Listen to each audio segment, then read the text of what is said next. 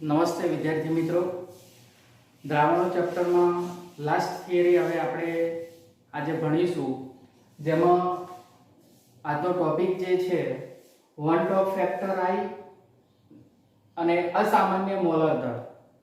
હવે અસામાન્ય મોલર દળમાં બે બાબતો વિશે આપણે અભ્યાસ કરવાનો છે. બે સંકલ્પના છે, એક સુયોજન અને વિયોજન. અને તેની અંદર આપણે અસામાન્ય મોલર દળ જે તેની અંદર વન ઓફ ફેક્ટર ને લગતા જે વન ઓફ વૈજ્ઞાનિકના નામ ઉપરથી જે આપણે અહીંયા એક અણુસૂત્રો વિશે એના સૂત્રો વિશે અભ્યાસ કરવાનો છે. તો વિદ્યાર્થી મિત્રો, જે અસામાન્ય મોલર દળમાં આપણે હવે આગળ સમજૂતી મેળવી કે કોઈ પણ આપણે પદાર્થ તરીકે એટલે કે દ્રાવ્ય પદાર્થ અને દ્રાવક એટલે આપણે પાણી અને બીજા કોઈ અન્ય દ્રાવક તરીકે આપણે લઈ શકીએ.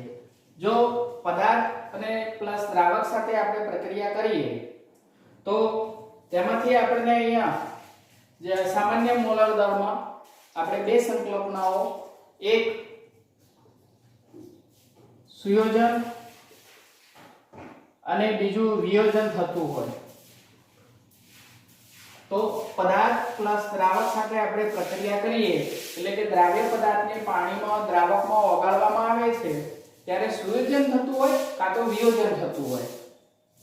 આ સુયોજન અને વિયોજન, સુયોજનમાં કેવું થશે કે એના ઘટક કણો જે છે એ નજીક આવે છે અને વિયોજનમાં એના ઘટક કણો છૂટા પડે છે. તો સૌપ્રથમ આપણે અહીંયા વિયોજનની અભ્યાસ કરીએ. સૌપ્રથમ આપણે વિયોજન વિશે જોઈએ. તો વિયોજનમાં આપણે અહીંયા કોઈ આયનીય પદાર્થ પ્લસ પાણી સાથે પ્રક્રિયા કરવી પડે. આયનીય પદાર્થ પ્લસ પાણી સાથે આપણે પ્રક્રિયા કરીએ. દાખલા તરીકે આપણે આયનીય પદાર્થ જે સામાન્ય ઉદાહરણ સ્વરૂપે આપણે સમજીએ કે AB લઈએ અને તેની અંદર આપણે આ AB ને પાણીમાં આપણે ઓગાળીએ તો બે આયનો છૂટા પડશે, A+ અને B-. તો આપણે અહીંયા કહી શકાય કે આ એક મોલમાંથી 2 મોલ ઘટકો આપણને અહીંયા મળે છે. 2 મોલ છૂટા પડે, એક 1 મોલ અને બીજો 1 મોલ. તો આના કુલ આપણને અહીંયા 2 મોલ મળે છે. તો આ જે AB ઘટકમાંથી A+ B- આયનો છૂટા પડે છે, જે વિયોજનની પ્રક્રિયામાં આપણે અહીંયા સ્વાભાવિક રીતે સમજી શકાય. બીજું એક ઉદાહરણ આપણે લઈએ. ચાલો KCl લઈએ. તો KCl ને આપણે અહીંયા પાણીમાં ઉમેરી દઈએ તો પાણીમાં ઉમેરતા K+ Cl- આયનો છૂટા પડશે, એ ઘટકો છૂટા પડે છે. અને KCl ના અહીંયા કેટલા મોલ છે? KCl ના આપણે અહીંયા 1 મોલ આપેલા છે. તો એમાંથી K+ એટલે કે 1 મોલ અને Cl- એટલે કે 1 મોલ. આમ આપણને અહીંયા કેટલા મોલ મળે છે? કુલ 2 મોલ પ્રાપ્ત થશે. તો KCl ના અહીંયા કુલ 2 મોલ પ્રાપ્ત થશે. એક બીજી સમજૂતી જે આપણે અગાઉ પણ લેક્ચરમાં આપણે ભણી ગયા છીએ. દાખલા તરીકે અહીંયા હું સામાન્ય સમજૂતી આપણે અહીંયા સમજીએ કે એક સમાન 4 પાત્રો આપણે લઈએ.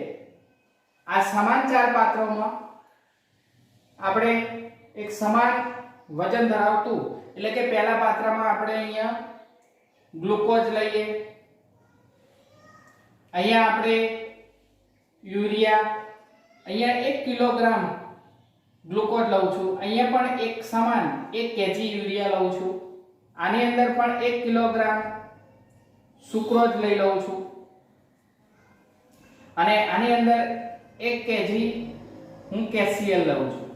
તો વિદ્યાર્થી મિત્રો, ખાસ ધ્યાનમાં રાખવાની બાબત છે અહીંયા કે આની અંદર 1 kg ગ્લુકોઝ એટલે કે 1 કિલોગ્રામ ગ્લુકોઝ એટલે કે 1 મોલ જેટલો જથ્થો ધરાવે છે અને તેની અંદર ઘટક કણની સંખ્યા કેટલી હશે 6.022 * 1023 તો અહીંયા આપણે આની અંદર 6.022 * 1023 જેટલી એના ઘટક કણની સંખ્યા હશે આની અંદર પણ સમાન જ હશે 6.022 * 1023 જેટલી આની અંદર પણ 6.022 * 1023 જેટલી આની અંદર 6.022 * 1023 તો હશે 23 તો હશે પરંતુ અહીંયા વિયોજનની પ્રક્રિયામાં અહીંયા 1 મોલ માંથી KCl ના બે ઘટકો છૂટા પડે છે K+ અને Cl- એટલે કે એનું વિયોજન થાય છે અને ઘટકો છૂટા પડે છે જ્યારે આની અંદર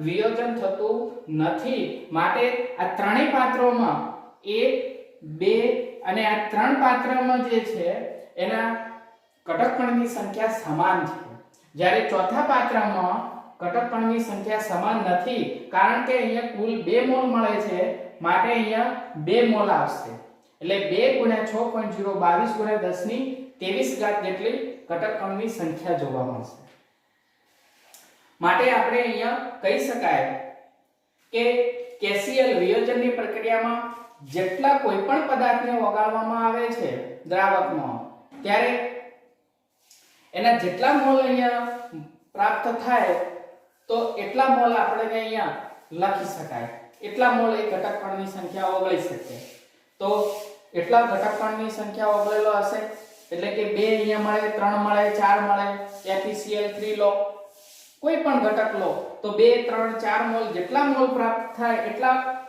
મોલના ગુણાંકમાં 6.022 * 1023 આવશે એટલે કે 3 મળે તો 3 * 6.022 * 1023 જેટલી આવે તો આ થઈ અહીંયા એક સામાન્ય આપણે સમજૂતી તો આપણે આ બીકરના ઉદાહરણો સાથે આપણે સમજૂતી મેળવીએ તો એક થોડો વધુ ખ્યાલ આપણને અહીંયા આવી શકે હવે આગળનો ટોપિક આપણે નોંધ સ્વરૂપે અહીંયા લખવું હોય તો તમે લખી શકશો હવે અહીંયા ખાસ આપણે આગળના ટોપિકમાં જોઈએ તો KCl માટે ખાસ અગાઉ આપણે ભણી ગયા છીએ કે ઠાર બિંદુમાં થતો ઘટાડો ઉત્કલન બિંદુ ઉન્નયન અને ઠાર બિંદુ અવનયન તો આ જે વધારો અને ઘટાડો જેમાં ΔTF અને ΔTB તો આપણે અહીંયા જોઈએ કે KCl માટે આપણે અહીંયા જોઈએ તો KCl માટે ΔTB ઉત્કલન બિંદુમાં વધારો આપણે લઈએ જે સંખ્યાત્મક ગુણધર્મો વિશે આપણે ભણી ગયા એ સંખ્યાત્મક ગુણધર્મોમાં આપણે ΔTB લઈએ તો ΔTB જે છે તો ΔTB જેનું મૂલ્ય ધારી લો 0.54 આપણે અહીંયા લખીએ છીએ જે 0.54 લઈએ તો તેનું મૂલ્ય કેટલું મળે છે અહીંયા KCl માટે વધારો જોવા મળ્યો 2 નો તો 2 * 0.54 બરાબર કેટલા મળે છે 1.08 મોલ આપણને અહીંયા પ્રાપ્ત થશે 1.08 કેલ્વિન એટલે કહેવાનો મતલબ KCl માટે ΔTB નો વધારો 2 * 0.54 એટલે કે 1.08 આપણને એનું મૂલ્ય પ્રાપ્ત થાય છે કેટલું મળે છે અહીંયા ખાસ બમણું મળે છે આ મૂલ્ય અહીંયા કેવું મળ્યું બમણું યાદ રાખવાનું છે ΔTB માટે આનું મૂલ્ય બમણું મળે છે હવે આપણે જાણીએ છીએ કે ΔTB જેનું સૂત્ર Kbm m એ મોલારિટી છે Kb અચળાંક છે તો માટે આપણે એનું સૂત્ર આપણે અહીંયા લખવું હોય Kb 1000 * W2 ભાગ્યા m2 * W1 હવે આપણે અહીંયા જાણીએ છીએ કે આનું મૂલ્ય કેવું છે બમણું છે તો આનું મૂલ્ય અડધું થશે આનું મૂલ્ય કેવું છે બમણું છે ઉત્કલન બિંદુ ઉન્નયનમાં વધારો એટલે કે એનું મૂલ્ય બમણું થાય તો આનું મૂલ્ય અડધું થશે ખાસ ધ્યાન રાખજો જો આ પ્રાયોગિક મૂલ્ય છે આ જે મૂલ્ય આપેલું છે એ આપણું અહીંયા પ્રાયોગિક મૂલ્ય આપેલું છે આ પ્રાયોગિક મૂલ્ય જે આપેલું છે અને જો આપણે અહીંયા m2 ને જો કરતા બનાવીએ તો આનું સૂત્ર કેવું બને m2 ને કરતા બનાવીએ તો અહીંયા kV ગુણ્યા 1000 W2 ડેલ્ટા TB ગુણ્યા W1. તો આપણું સૂત્ર અહીંયા M2 ને આપણે કરતા બનાવીએ તો kV ગુણ્યા 1000 ગુણ્યા W2 ભાગ્યા ડેલ્ટા TB ગુણ્યા W1 થશે. હવે અહીંયા આપણે ખાસ બાબત યાદ રાખવાની છે વિદ્યાર્થી મિત્રો કે આ ડેલ્ટા TB નું મૂલ્ય કેવું જોવા મળ્યું છે? અહીંયા બમણું પ્રાયોગિક મૂલ્ય છે અને આનું મૂલ્ય કેવું થશે? જે M2 છે અણુભાર, તો એનું મોલર દળ જે છે એ કેવું થઈ જાય છે? અડધું થઈ જશે. 0.5 અડધું 1/2 થઈ જશે. હવે આના ઉપરથી આપણે અહીંયા સમજી શકાય જો M2 નું પ્રાયોગિક અણુભાર એ સાચા આ M2 નો પ્રાયોગિક અણુભાર એના સાચા અણુભાર કરતા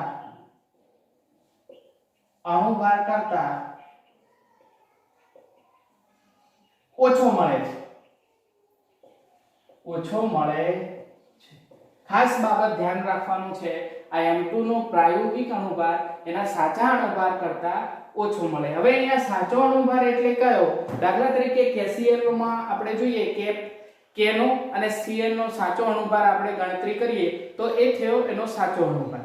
પરંતુ આ જે પ્રાયોગિક અણુભાર જે છે M2 નો એ સાચા અણુભાર કરતા ઓછો મળે છે અને માટે એને આપણે અહીંયા જે સાચો અણુભાર એટલે કે ખાસ અગત્યની બાબત કે વિયોજનની પ્રક્રિયામાં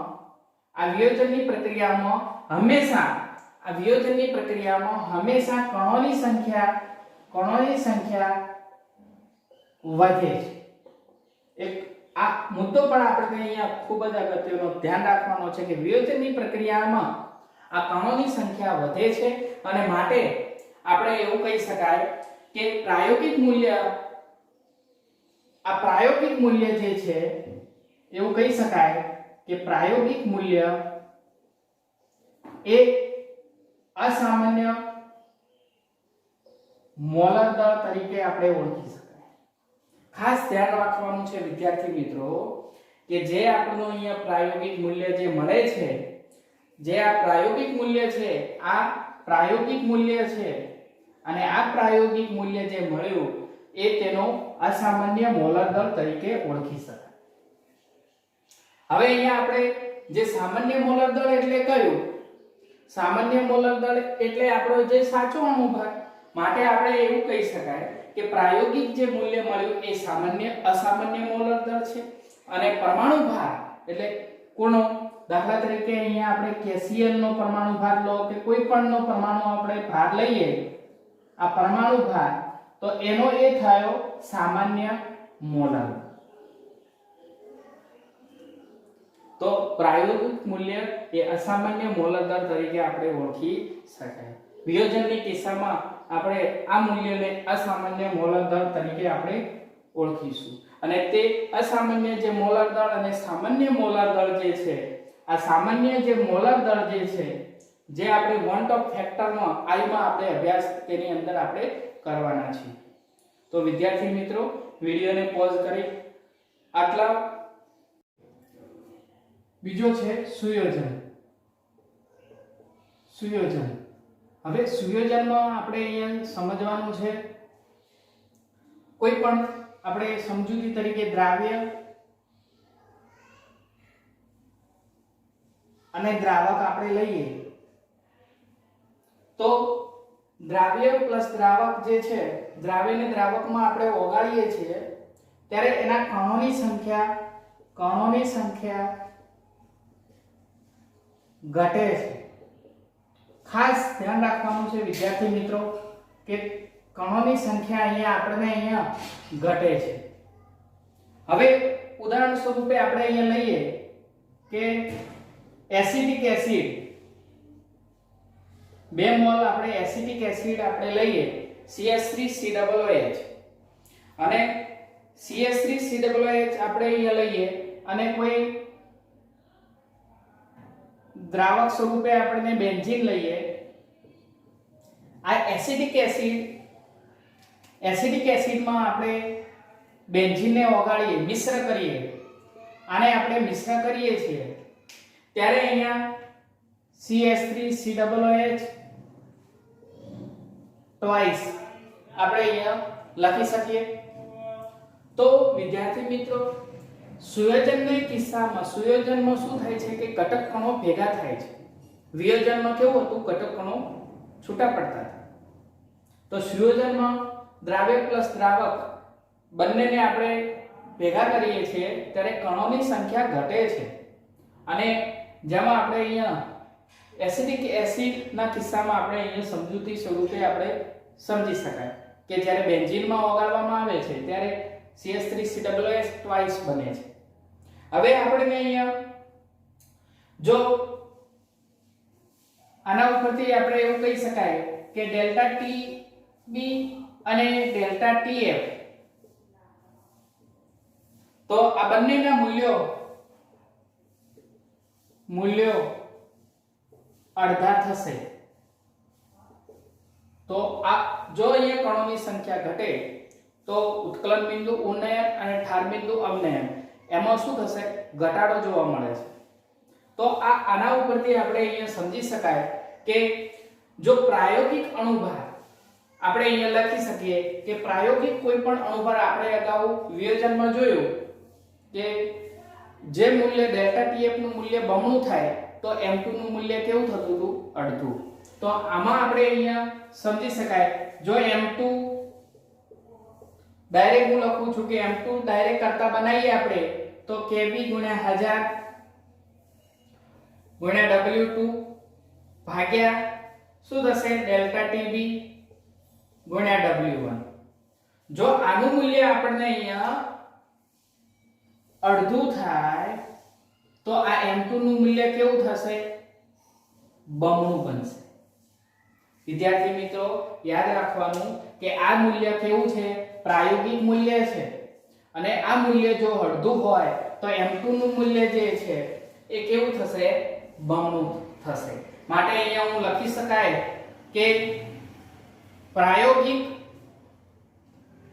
અણુભાર, આ પ્રાયોગિક અણુભાર જે છે એ સાચા અણુભાર કરતા ઓછા કે વધુ હોઈ શકે. ધ્યાન રાખજો વિદ્યાર્થી મિત્રો કે પ્રાયોગિક અણુભાર એ સાચા અણુભાર કરતા વધારે કાં તો ઓછા એ રીતે હોઈ શકે. અને માટે આ જે મળે છે તેને આપણે અહીંયા અસામાન્ય મોલર દળ તરીકે ઓળખી શકાય. મોલર દળ કહે છે, અસામાન્ય મોલર દળ કહે છે. અહીંયા સુયોજન છે, વિયોજનમાં આપણે અહીંયા મૂલ્ય બમણું મળતું હતું ત્યારે આ અસામાન્ય મોલર દળ કેટલું થતું હતું, પ્રાયોગિક મૂલ્ય જે છે એ અડધું થતું હતું. જ્યારે અહીંયા સુયોજનના કિસ્સામાં આ મૂલ્ય પ્રાયોગિક મૂલ્ય અડધું થાય તો એનું મોલર દળ કેવું બને છે, અહીંયા બમણું બને છે. તો આ ખાસ બાબત વિદ્યાર્થી મિત્રો અહીંયા આપણે આ સુયોજનના કિસ્સામાં આપણે યાદ રાખવાનું છે. હવે અહીંયા આગળ આપણે અહીંયા જે વન ટોપ ફેક્ટર I આપણે અહીંયા જે 1880 માં વન ટોપે અહીંયા વન ટોપ I જે દાખલ કર્યો છે જેને આપણે અહીંયા લખીએ કે ઈસવીસન 1880 માં વન હોપ નામના વૈજ્ઞાનિકે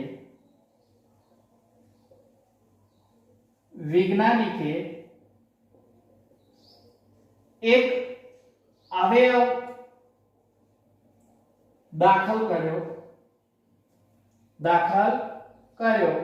જેને વન ટોપ અવયવ I તરીકે ઓળખાય છે. જે ઈસવીસન 1880 માં વન ટોપ નામના વૈજ્ઞાનિકે એક અવયવ દાખલ કર્યો જેને આપણે વન ટોપ અવયવ I તરીકે ઓળખાય છે. અને આ વન ટોપ અવયવ I જે અહીંયા વન ટોપે અહીં જુદા જુદા સૂત્રો તારવ્યા અને જેને આપણે અહીંયા આ જે સૂત્રો જે છે એ સૂત્રોને આપણે અહીંયા ટેક્સ્ટ બુકમાં ત્રણ રીતે આપણને આપેલા છે. એક છે સામાન્ય મોલાર દળ ભાગ્યા અસામાન્ય મોલાર દળ. બીજું સૂત્રમાં આપણને અહીંયા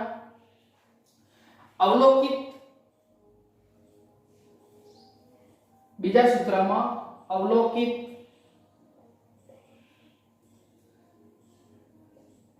સંખ્યાત્મક ગુણધર્મ. બીજા સૂત્રમાં અવલોકિત સંખ્યાત્મક ગુણધર્મ અને એક આપણે અહીંયા ગણતરી કરેલા એટલે કે પ્રાયોગિક ગણતરી કરેલા સંખ્યાત્મક ગુણધર્મો. ખાસ આપણે અહીંયા ધ્યાન રાખવાનું છે કે સામાન્ય મોલર દર ભાગ્યા અસામાન્ય મોલર દર, અવલોકિત સંખ્યાત્મક ગુણધર્મ એટલે કે પ્રાયોગિક એટલે કે ગણતરી કરેલા સંખ્યાત્મક ગુણધર્મ. અને ત્રીજા નંબરના સૂત્રમાં આપણને અહીંયા સમજાવે છે કે સુયોજન કે વિયોજન પછીના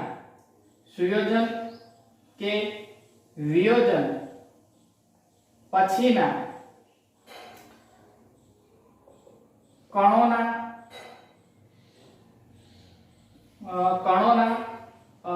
કુલ મોલની સંખ્યા અને ભાગાકારમાં આપણે અહીંયા લખવાનું છે કે સુયોજન વિયોજન અગાઉના કણોના કુલ મોલની સંખ્યા. ધ્યાન રાખજો વિદ્યાર્થી મિત્રો કે આપણને અહીંયા સુયોજન અને વિયોજન પછીના કણોના કુલ મોલની સંખ્યા અને સુયોજન વિયોજન અગાઉના કણોની કુલ મોલની સંખ્યા. તો આ ત્રણેય સૂત્રો આપણને ટેક્સ્ટ બુકમાં અહીંયા જે વન ટોપ નામના વૈજ્ઞાનિકે 1880 માં આ ત્રણ સૂત્રો આપણને અહીંયા ટેક્સ્ટ બુકમાં પણ આપેલા છે અને એના આધારે આપણે અહીંયા સમજૂતી મેળવવાની છે. અને આ પ્રકારના જે ખાસ બાબત હવે આપણે અહીંયા એક અગત્યનો મુદ્દો યાદ રાખવાનો છે કે જો વિયોજન થાય તો કણોની સંખ્યા વધે છે.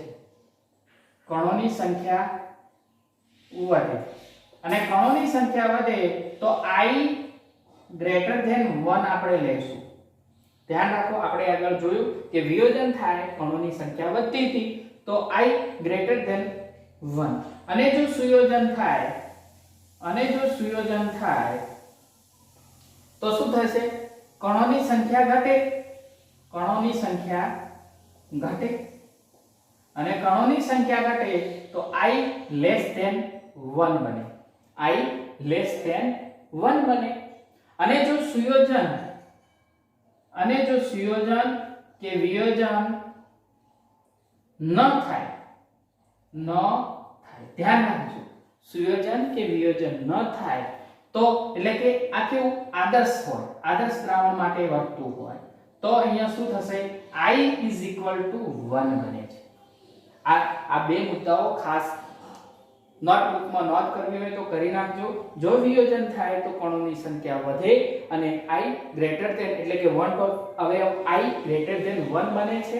સુયોજન થાય તો કણોની સંખ્યા ઘટે, i લેસ ધેન 1 બને છે. અને સુયોજન કે વિયોજન ન થતું હોય, ઘટક કણોની સંખ્યા છૂટા ન પડે કે ભેગા ના થાય, સુયોજનમાં એ ઘટક કણો ભેગા ન થાય તો આ જે એના કિસ્સામાં i = 1 જ રહે છે. અને આ બાબત આપણને અહીંયા સમજી શકાય. અને એના ઉપરથી વિયોજન અને સુયોજનના એક જે ટકાવારીના સૂત્રો આપેલા છે તો એ સૂત્રો આપણે જોઈ લઈએ. તો એ સૂત્રમાં પણ આપણે તો વિડિયોને પોઝ કરી આટલી બાબત અહીંયા લખી લેશો. હવે વિયોજન અને સુયોજનના સૂત્રોમાં આપણને અહીંયા સમજવાનું છે કે વિયોજન અને સુયોજનમાં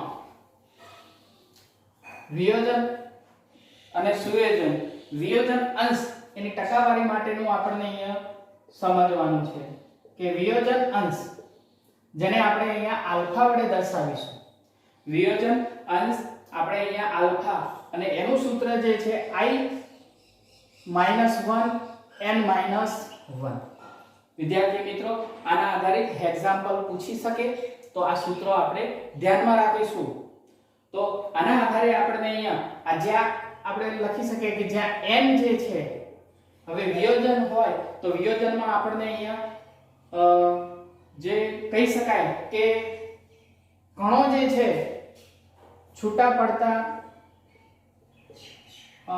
પડતા કણોની સંખ્યા